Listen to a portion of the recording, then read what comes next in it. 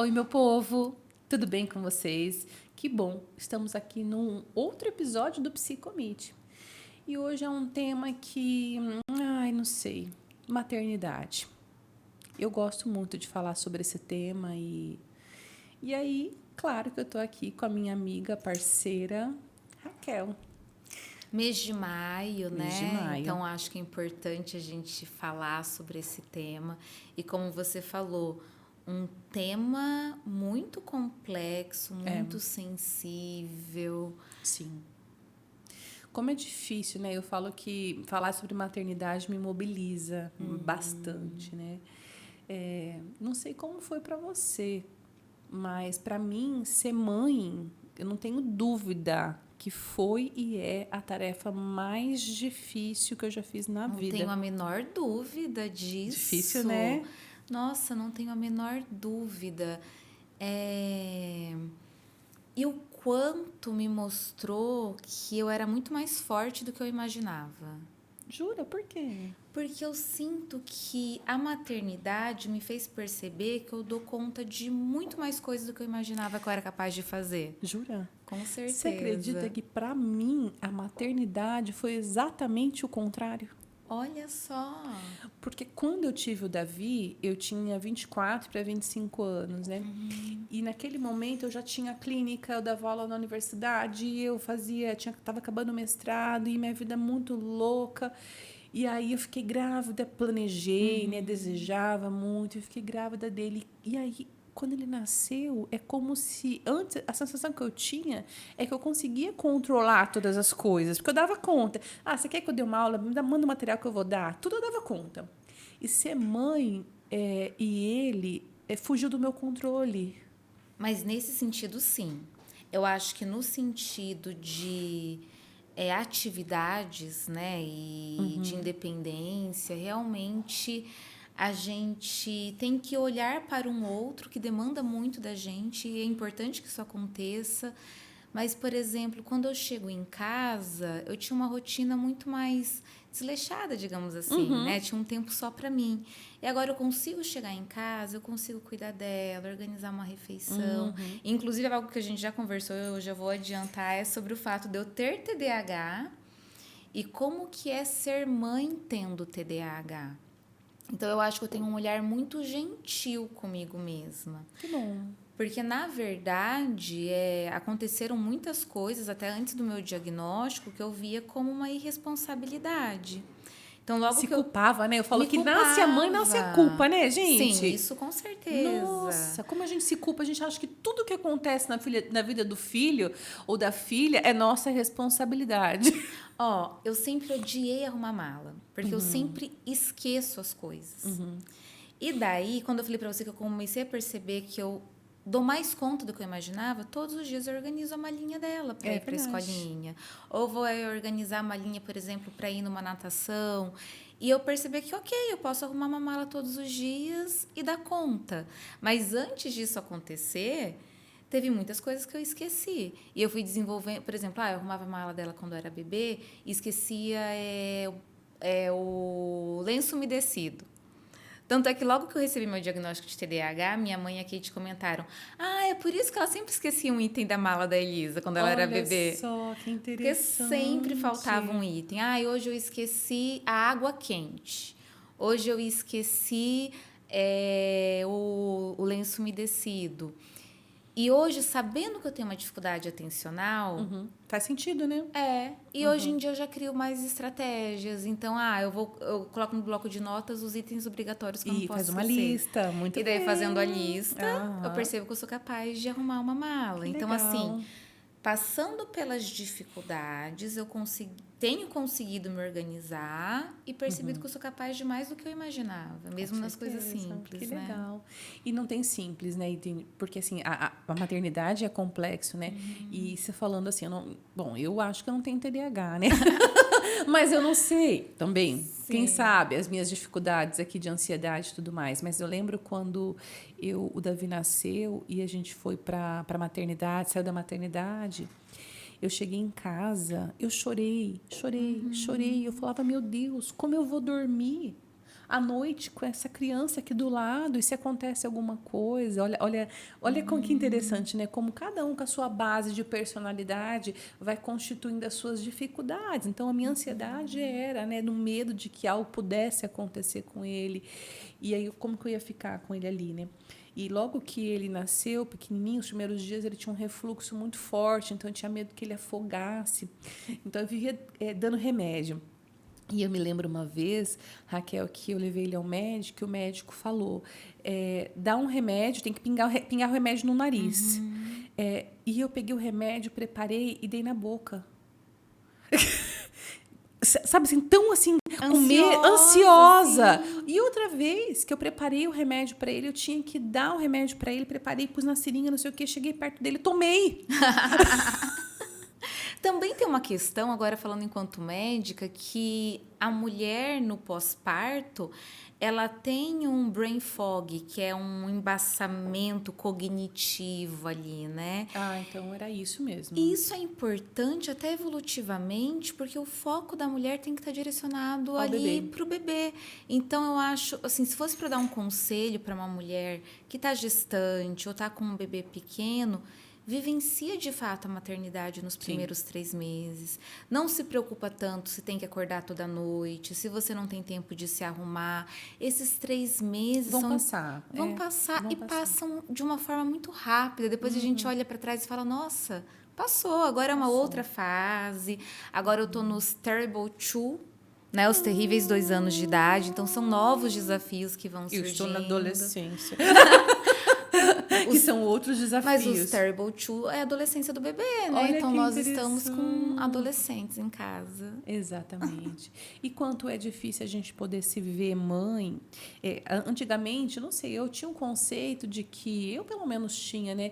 Que quando a gente se torna mãe, aquilo se aflora dentro da gente, né? Gente, eu até foi engraçado, nós falamos sobre isso enquanto a gente se arrumava, né? Quando eu era criança, eu brincava com o meu bebê. Eu brincava de Barbie. Olha só, eu brincava com o meu bebê, eu queria ser mãe. Ai, eu olhava aquele bebê, eu sonhava. Nunca sonhei em amamentar, sabe? Aquele sonho que as mulheres, algumas idealizam. Não, nunca sonhei com isso. Quando eu estava grávida, eu só queria que saísse. Então, não sonhava com parto nenhum tipo, né? E depois eu tinha que alimentar de alguma forma. Então, eu tentei o peito, mas nunca tive aquela ideologia sobre isso. E quando logo que eu me casei, meu marido falava assim para mim, amor, o meu sonho não é trocar de emprego, trocar de carro, meu sonho é ser pai. E aí eu tinha o sonho de ser mãe, mas eu também tinha muitos sonhos profissionais. Como é difícil a gente conciliar o momento profissional e o momento de ser mãe, né? Algo que eu diria e que eu penso, né, é que a gente não vai conseguir dar conta de tudo. Não. E se a gente entende isso e não se exige demais, a maternidade pode ser mais leve.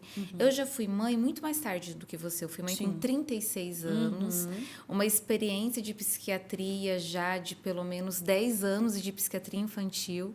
Então, lidando com famílias, lidando com crianças. Então, eu tinha uma proposta de que eu queria que fosse leve minha maternidade. Você foi consciente, né? Eu só fui.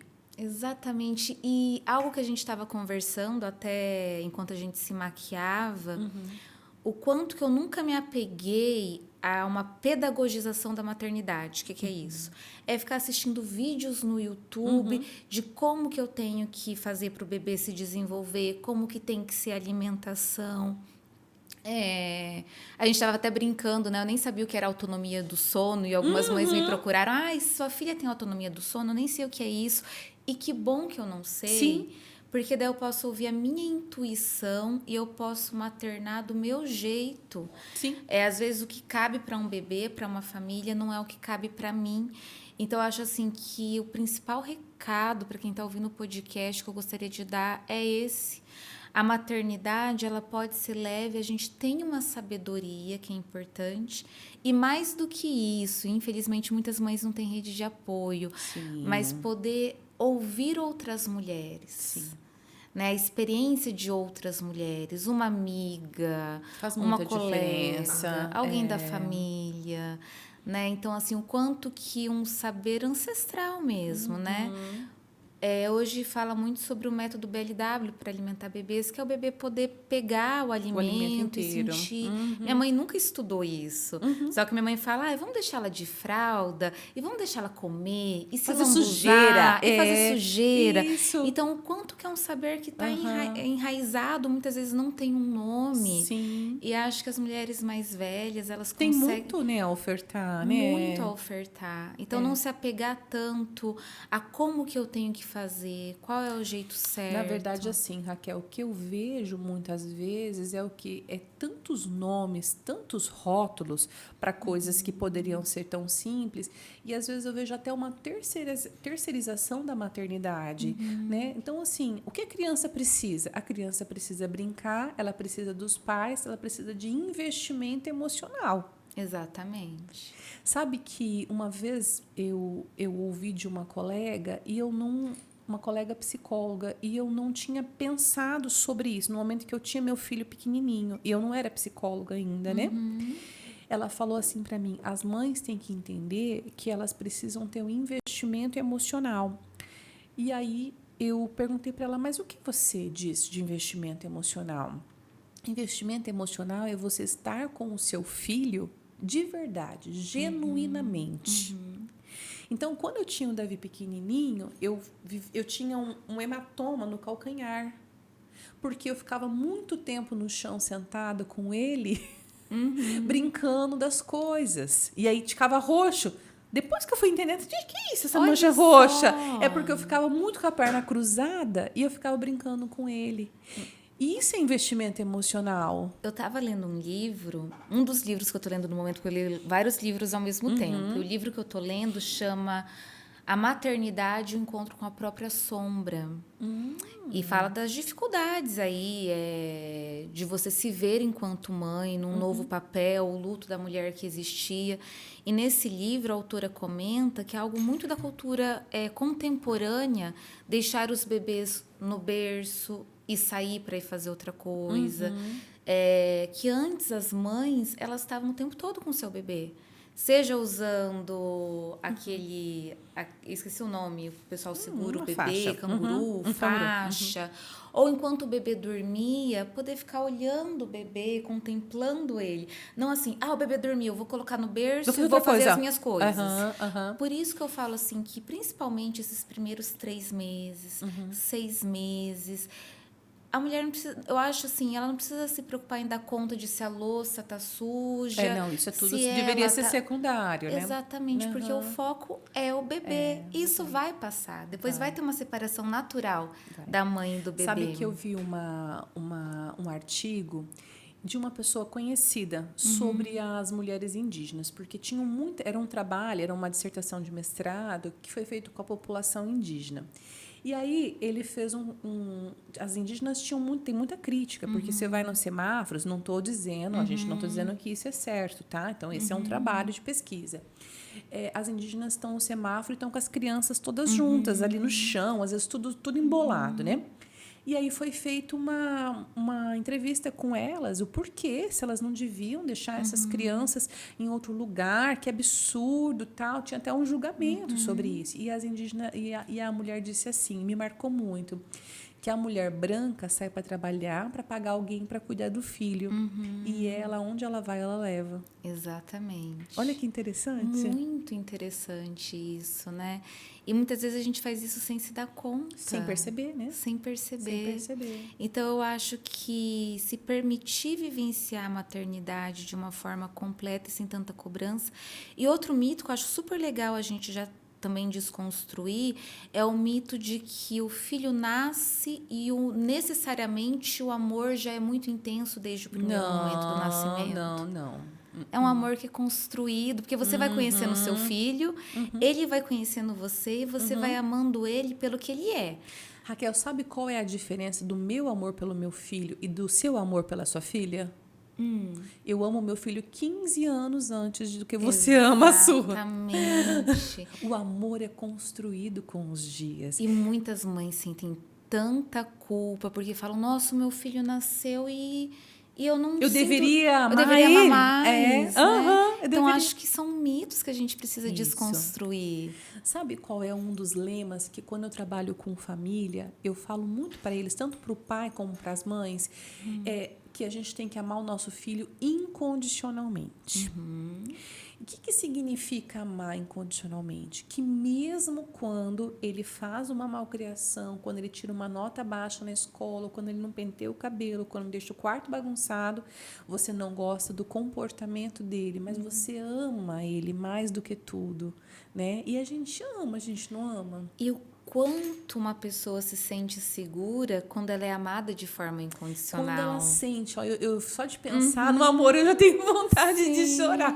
Porque assim, gente, como a gente ama, independente do que ele faça. Só que às vezes, quanto a gente não deixa claro esse amor, porque a gente fica em torno de crítica e julgamentos.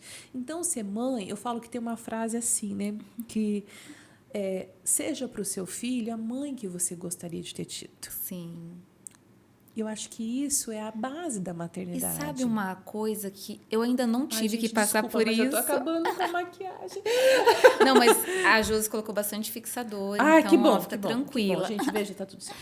Mas sabe uma coisa que eu acho muito... Ainda não aconteceu comigo, porque minha filha é pequena, tem 2 anos, mas eu acho que muitas vezes a criança, quando tá irritada, fala eu não te amo ou eu te odeio. E a gente poder Não olhar... gosto mais de você. Não gosto mais de você. E você olhar pro filho e falar assim, mas ainda assim eu te amo. Isso. Pra mim isso é amor incondicional. Isso. E mostrar que você ama. Até meu filho fala assim pra mim, mãe, você é muito estranha.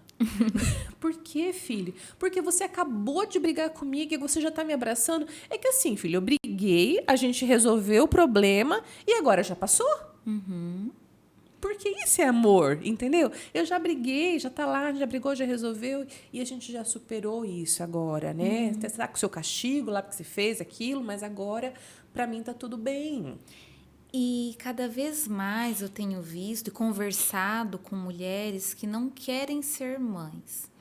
E o que eu percebo, né? Assim, são as polarizações que eu acho que acontecem muito e hoje a sociedade está muito polarizada. Ou a gente tinha uma idealização da maternidade de uma forma muito ruim, que não tem nada a ver com a maternidade real, ou a gente também tem quase uma demonificação da maternidade como sendo algo muito ruim. E eu acho muito importante que a mulher possa escolher se ela quer ser mãe ou não, mas pelos motivos certos. É que a gente tem uma cobrança, né, Raquel, social muito grande. Então a gente casa. Primeiro a gente namora. Aí eles perguntam assim: quando vocês vão casar? Aí você casa, eles perguntam, quando vocês vão ter filho? Aí você tem um filho. Aí eles perguntam, quando vocês vão ter o segundo? Como se tivesse uma regra que a gente tem que seguir. Exatamente. Não é? Quando você vai ter a segunda, Raquel? Tô brincando. Não, pessoal, é uma pergunta que vem acompanhada. E por que eu falo que a maternidade, apesar de eu cometer muitos erros, né? Sim. Com TDAH, esquecer muita coisa, dificuldade com rotina, organização... E mesmo falhando, eu percebi que eu sou capaz de muito mais do que eu imaginava. Porque eu era tão voltada só para a minha vida profissional e para mim mesma, que hoje, quando eu olho e penso tudo que eu fiz ao longo do dia, ainda que eu tenha falhado em alguma coisa, eu percebo o quanto eu sou potente. E se a gente se olhar com gentileza, a gente percebe o quanto a maternidade nos mostra o quanto somos potentes. Exatamente. Né? Então você está aqui e aí eu já estou pensando, meu filho vai almoçar daqui a pouco. Hoje ele tem o que à tarde? Então você está aqui, mas você está pensando, isso é investimento emocional. Gente, vou falar para vocês. Se você resolve ter filho, tudo bem se não tiver, mas se você resolve, a gente precisa cuidar. Então não tem ninguém e nada que substitua aquilo que você precisa fazer. Né? Você pode até pedir uma pessoa para te ajudar. Eu acho que essas são as nossas redes de apoio. Então, você pode ter uma babá, pode ter a sua mãe, sua sogra. Mas, gente, a maternidade ninguém pode tirar da gente. Então, o seu filho precisa sentir que você sabe sobre a vida dele. Você sabe o que ele gosta de comer, o que ele gosta de assistir, qual o nome dos melhores amigos dele. Gente, a gente precisa se envolver. Porque ter filho só para cumprir protocolo não tem sentido. E eu penso muito, assim, como eu tô com a filhinha de 2 anos ainda, o quanto muitas mulheres têm um blues puerperal, uma depressão pós-parto, e que precisam de ajuda e não esperar para buscar ajuda. Por exemplo, eu acho muito legal o trabalho de psicólogos que trabalham com primeiríssima infância e muitas vezes até trabalham o vínculo da mãe com o bebê. Ai, Raquel, olha, quanto isso é importante, né? E que existe isso, né? Existe. Acho que muitas mulheres nem sabem que existe essa possibilidade de uma psicóloga auxiliar ela no maternar. Isso. Nossa, e quanto se essa pessoa tem essa possibilidade, quanto isso é importante. Até entrando na maternidade e o TDAH, né? Quanto que algumas pessoas com TDAH têm como é desconectado um pouco das emoções, como tem uma dificuldade maior. Mães com TDAH, não sei se você sentiu isso, eu estou vivendo isso com uma paciente com TDAH. Sim. Quanto é mais desconectado, como é difícil sentir e se vincular. Acho que não em relação ao vínculo, mas isso que eu chamo de leveza. Então, em relação à preocupação. Então, muitas vezes, eu não vou pensar nas consequências ou no perigo que uma situação possa causar. Então, eu tenho a Kate, que é extremamente ansiosa. Então, às vezes, a minha filha tá andando, a Kate fala, ela vai cair, ela vai bater a cabeça, algo catastrófico vai acontecer. Ela já pensou no pior por você. Né? Que também é ruim. Porque se você... O excesso é ruim. Por exemplo, uma coisa que as pessoas me falam, eu nunca tinha parado para pensar, tive um insight aqui. Todo mundo fala, Isa, não tem medo. E eu não sou uma mãe medrosa. Então, eu falo, calma, deixa ela. Se ela cair e ralar o joelho, ok, crianças caem e ralam o joelho. Então, assim, eu acho que dentro da medida certa é protetivo, porque eu permito que ela cresça. Que ela vá, né? Mas eu também tenho que tomar cuidado para não me distrair e, eventualmente, não perceber o perigo de uma situação. Então, eu acho que é um equilíbrio aí. Agora, em relação a vincular...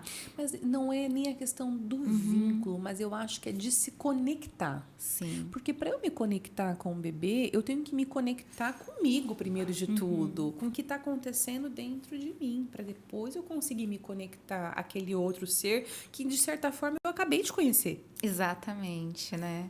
Mas eu acho que o maior desafio para mim, Mari... foi mais organização e planejamento. Agora que eu sei do meu diagnóstico de TDAH, por exemplo, ontem o pessoal da escola me mandou mensagem enquanto eu estava trabalhando para eu colocar o atestado de vacina na bolsa. Antes eu não percebia que eu era desatenta. Então eu falava, depois eu vou me lembrar disso na hora que eu chegar em casa. E daí eu me esquecia. Olha, quanto que o diagnóstico faz diferença. Faz diferença. Agora eu já recebi essa mensagem, eu falo, opa, eu sou desatenta. O risco de eu esquecer é muito alto. Então eu já mandei mensagem para minha mãe. Mãe, me ajuda a lembrar disso? E minha mãe, como é proativa, ela fez mais ainda, né? Ela colocou na bolsa. Isso, ótimo. Então, como agora eu percebo que eu sou desatenta, e eu reconheço isso em mim, eu tenho mais estratégias. Sim. Talvez o diagnóstico antes até, né? Sim, teria ter ajudado mais. Porque eu percebo que tinha muita... Por exemplo, atenção dividida. Eu sou muito calma. Eu sou muito, muito tranquila. Eu sou mesmo. Plena, não é mesmo? Mas eu lembro um dia que eu fiquei assim... Não tô dando conta. O que aconteceu? A gente ia para a igreja. Eu fui arrumar ela sozinha. E tem a questão de gerenciamento de tempo, de horário. Horário que ia começar o culto na igreja. Minha família, minha mãe, todo mundo já tinha chegado na igreja. E eu, com uma dificuldade de gerenciamento de tempo, me arrumar a bebê, arrumar uma bebê bonitinha. Então, você coloca meia calça, ela assim. Um bebê pra igreja. Daí, a hora que eu tava saindo, ela fez cocô. Eu já tava, tipo assim, no limite do tempo pra ir. Ela te testa o tempo todo. Daí eu tirei o sapatinho, que tem aquela fivelinha que demora, tirei a meia calça, troquei a fralda. Nisso, eu já tinha passado do tempo que era pra eu ter saído de casa. A hora que eu cheguei no lugar, veio todo mundo, Raquel, o horário, nananã, e começaram a falar comigo, eu tirando ela da cadeirinha, daí eu pisei em falso, estraguei meu sapato, que era novo, e de repente fiquei assim, opa, o que está acontecendo aqui? Olha só. Porque era uma questão de atenção dividida, era muito estímulo, eu tô coisa tirando ao a mesmo bebê, tempo. eu tenho que pegar a mala, eu tropecei, eu cheguei na hora errada, então... Agora eu já sei que é uma dificuldade minha, gerenciamento de tempo. Então, agora eu me preparo de outra forma. Sim. Então, eu acho que a principal dificuldade minha foi isso, gerenciamento de tempo, Mari. e organização, e rotina. E quando eu falo que a maternidade fez com que eu me sentisse mais capaz, é porque apesar desses erros, hoje eu consigo dar conta, eu aprendi. Então, eu acho que eu aprendi e tenho evoluído. É exatamente isso. Eu acho que evoluiu. Isso eu acho que se a gente consegue ter um olhar mais gentil, ao invés de se cobrar, eu fui uma péssima mãe, eu cheguei no horário errado, eu esqueci a água quente. Olha só, Raquel, que interessante, né? Porque uma mãe que se culpa, uma mãe que fica o tempo todo, eu devia ter feito diferente, meu filho não sei o quê, meu filho não é assim por minha causa. Como que essa mãe vai se sentir, né? Ela vai se sentir frustrada, ela vai se sentir triste, ela vai se sentir decepcionada. E interessante, porque isso vai, de certa forma, no comportamento dela, vai repercutir. Então, ela não vai investir tanto emocionalmente nessa criança, porque ela já sabe que ela vai fracassar. Exatamente. Olha só. Porque quando eu falei que hoje muitas mulheres dizem que não querem ser mãe, eu ouço de muitas isso. Eu tenho medo de fracassar. Isso. Eu já não dou conta de fazer as minhas coisas, eu tenho medo de fracassar. E eu não sei se esse é o motivo correto para você escolher não ser mãe. Eu acho que existem muitas razões para alguém não querer ser pai ou mãe. Mas vale a pena você se questionar. Esse é o motivo correto para eu não querer vivenciar a maternidade? Eu nunca parei a minha vida para ser mãe, né? Até esses dias eu falei pro meu filho assim, né? A gente vendo umas fotos, eu falei assim para ele, nossa, tem coisas que eu me arrependo, né? Ele assim, do quê? Eu queria ter passado mais tempo com você. E ele falou para mim assim, mãe, você fez o que era necessário. Olha só esse Davi. Que bonitinho, né? E como você educou ele bem para ele conseguir ter essa percepção e essa sensibilidade. Ele falou para mim assim, mãe, você fez o que era necessário.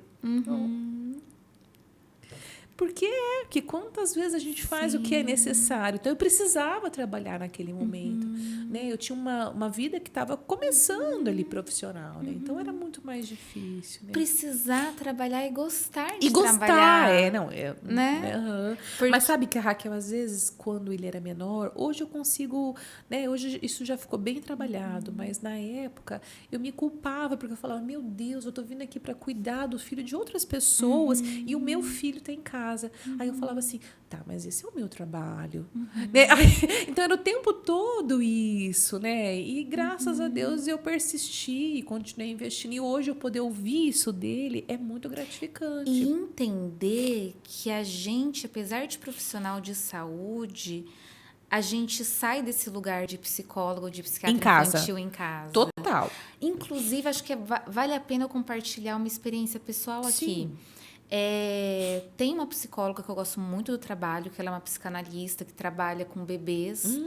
E quando surgiu algumas situações com a Elisa, que eu não sabia como eu deveria agir, eu marquei alguns atendimentos para ela e ela atendeu eu e a Elisa, ou eu, o pai dela, ou minha mãe, a Kate, que convivem muito, e ela orientou a gente como lidar. Ai, que legal. Inclusive, uma das orientações foi que enquanto ela estava brincando, eu comentei que a Kate falou, ai, meu Deus do céu. Ela, calma, Kate, aquilo ali não é perigoso. Isso. Ou quando eu ia fazer alguma coisa, pode fazer isso. Aqui tem uma mulher com experiência. É uma pessoa que tem mais idade, vou até falar o nome dela, é a Gorete, que eu adoro. A gente trabalha juntas, inclusive num projeto com bebês. E o quanto que ela me mostrou... Te deu segurança. Me deu segurança. E que eu procurei auxílio, apesar de saber muito sobre... Então, acho que por isso minha maternidade foi mais leve. Eu fui gentil comigo mesma e eu não tive tabu em procurar ajuda quando eu achei que eu precisava.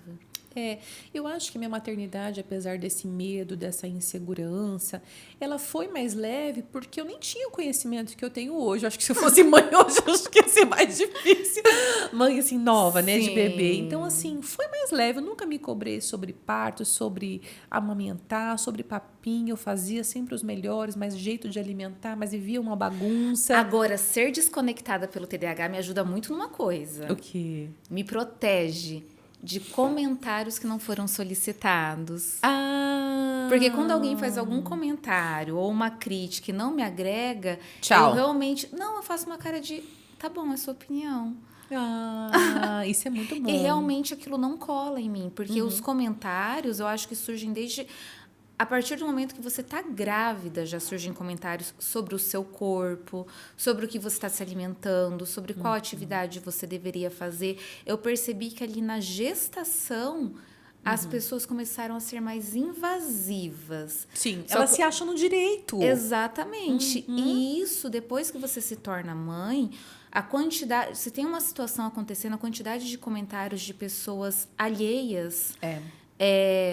hoje mesmo a Josi comentou que alguma seguidora fez um comentário muito desnecessário em relação a uma situação dela com a filha. Pois é. Uma pessoa que você nem conhece. Qual o direito que as pessoas têm, né? Também, Exatamente. né? Eu acho que é isso, né? As pessoas vão visitar as mamães que tiveram bebê, elas já começam a se envolver e dar conselhos. Eu acho que conselho é bom, mas a gente tem que pedir, né? Se tem abertura para isso, e algo que realmente possa somar. Talvez perguntar no que aquela mãe precisa de ajuda. De ajuda, né? Porque cada mãe vai maternar de uma forma. De uma forma. Quando eu tive o Davi, eu tive um pouco de baby blues. É baby blues o nome, né? Sim. E eu me lembro eu tava com uns 21 dias, 30 dias ali, meu marido falou assim pra mim: amor, será que não é bom você voltar de vez em quando, dar uma passadinha no consultório, né, pra ver como tá as coisas e tal? Por quê? Porque assim, era o dia inteiro, noite inteira, a mesma rotina de amamentação.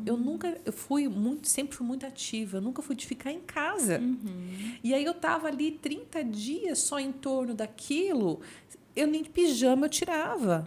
Então, quando é importante também o suporte de alguém, no caso foi meu marido, foi minha mãe que me ajudou, mas assim, quando é importante de alguém dizer, alguma coisa não tá legal ali, né, para poder me ajudar. E aí eu comecei realmente.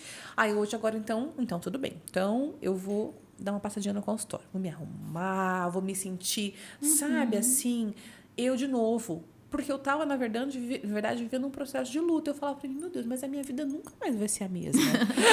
E, de fato, a mesma nunca mais Você nunca deixa de ser mãe. Mesmo que você perca um filho, você nunca deixará de ser mãe. Exatamente. E aí o filho cresce, a gente continua sendo mãe.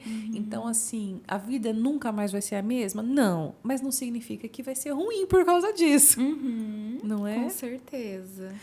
Ai. Esses dias eu li um texto muito legal também de uma psicóloga, inclusive, que escreveu que foi na consulta com o médico ginecologista, que ela estava grávida, acho que pela 3ª vez, e o médico comentou alguma coisa assim: você vai perder a sua juventude sendo mãe, né? Assim, você vai perder uma fase muito boa da sua vida cuidando de crianças.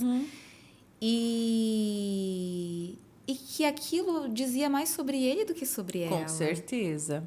Com certeza. Então, a gente entender... E outra coisa que ela comentou no texto, depois eu vou lembrar o nome dela, eu vou acreditar o texto a ela, porque foi um texto belíssimo. Ela é de Maringá, inclusive. Eu não estou lembrando o nome dela. E ela falou, eu poderia desengravidar?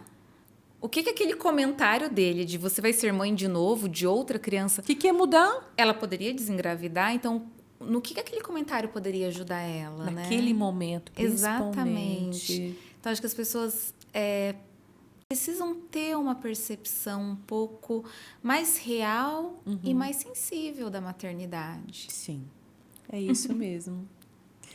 Ai, amiga, obrigada. Eu que agradeço, Mari. Foi um papo maravilhoso. Obrigada. Feliz Dia das Mães. Né? Eu falo que maio é o mês das mães, mas mãe é todo dia, tá, gente? E eu sempre falo pro meu filho, assim, ele me perguntou o que eu queria ganhar de Dia das Mães, né? Ai, mãe, não sei nem por que eu pergunto, porque eu sei que você vai falar, que você quer que eu estude, que eu seja um menino de Deus. Porque é o desejo de toda mãe, né? Da gente ver o filho realmente se desenvolvendo e de ver o filho uma pessoa honesta, boa, que se dedica. E graças a Deus eu posso dizer que meu filho é assim. Fico feliz Desabrochar, por isso. né? Essa é a melhor pessoa que ele pode ser, na melhor versão. É isso. É isso. Obrigada.